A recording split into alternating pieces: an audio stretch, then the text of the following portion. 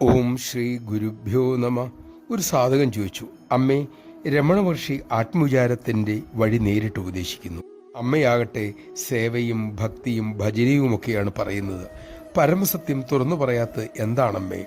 അമ്മ രമണ മഹർഷിയുടെ ഉപദേശസാരത്തിൽ നിന്നും വരികൾ ഉദ്ധരിച്ച് കരുണയോടെ അരുളി, മോനെ, രമണ മഹർഷിയുടെ സന്നിധിയിൽ വരുന്നവർ ഉന്നതാധികാരികളായിരുന്നു.